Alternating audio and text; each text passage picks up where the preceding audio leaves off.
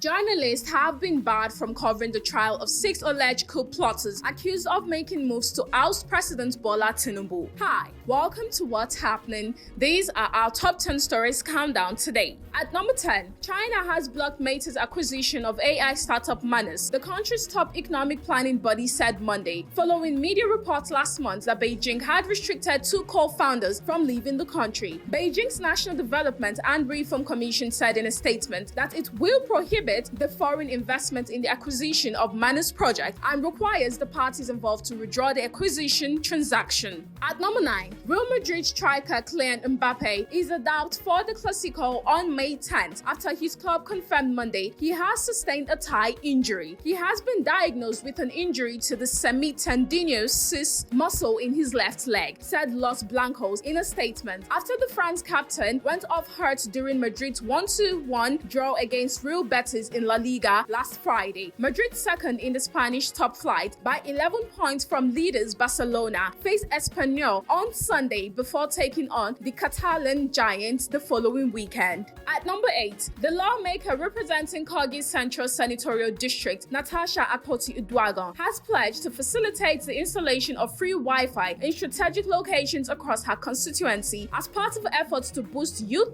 employment and digital innovation. The senator made the announcement in a Facebook post on Monday following her visit to Ida local government area in Kogi East, where she joined leaders of the People's Democratic Party to receive new defectors into the party. Her promise comes amid increasing attention on digital infrastructure as a catalyst for economic growth, particularly in underserved communities where access to affordable internet remains limited. At number 7, Edo State Command of the National Drug Law Enforcement Agency has intercepted a truck conveying a total of 748 kilograms of controlled pharmaceutical drugs along the Benin-Lagos highway. The drugs were being conveyed in a Mercedes-Benz truck branded with the Nigerian Labour Congress insignia and marked FCT NLC 146FC. Edo NDLEA Commander Michel Ofoyeju disclosed this while presenting latest operational breakthrough to journalists in Benin City. Ofoyeju said 95 cartons containing 1,196,000 capsules and tablets of psychotropic substances en route from Lagos to Onitsha, Anambra State. At number 6, the deputy spokesperson of the House of Representatives, Philip Agbashe, has called for improved funding and the timely release of appropriated resources to the military. The lawmaker described them as critical to addressing insurgency and other security challenges in the country. Agbashe made the remarks while speaking with journalists in Abuja on Monday, where he also commended the leadership of the Chief of Defense Staff, Olufemi Oluyede, and the Chief of Army Staff, YD Shaibu, for what he described as a focused and results-driven approach to tackling insecurity. He noted that although the armed forces have continued to show resilience in the face of evolving threats, their effectiveness depends largely on adequate and timely funding. At number 5, President Bola Tinubu on Monday charged Nigeria's newly appointed ambassadors and high commissioners to aggressively pursue foreign investment and reposition the country's global image as he announced a reordering of the nation's foreign policy priorities. The president, who spoke at the opening of an induction course for the envoys of the Ministry of Foreign Affairs in Abuja, said their appointment reflected the administration's confidence in the ability to advance Nigeria's interest on the global stage. Represented by the Secretary to the Government of the Federation, Senator George Akume, Tinubu said the global system was undergoing rapid transformation driven by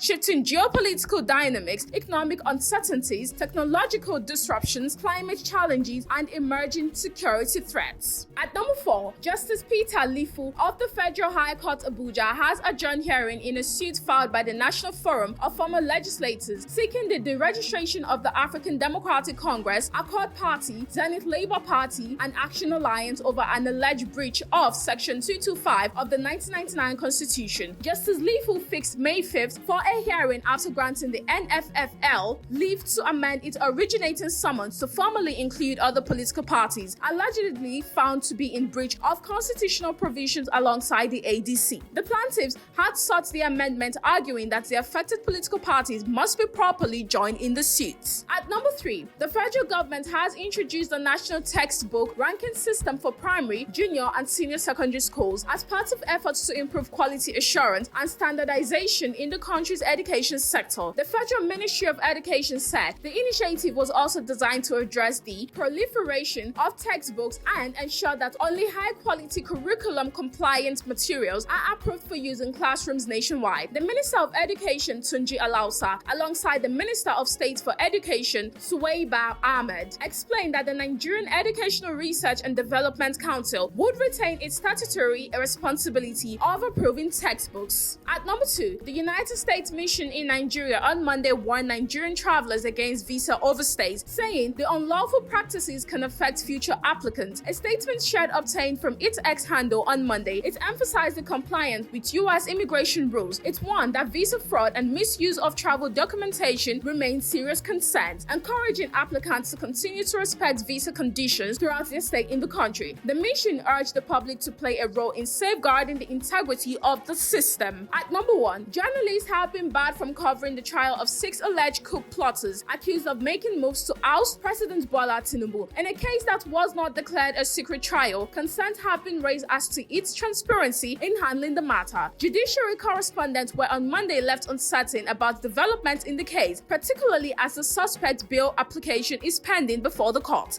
Earlier, the 6 accused suspects were brought into the courtroom under heightened security presence. That's all for today. See you next time on What's Happening.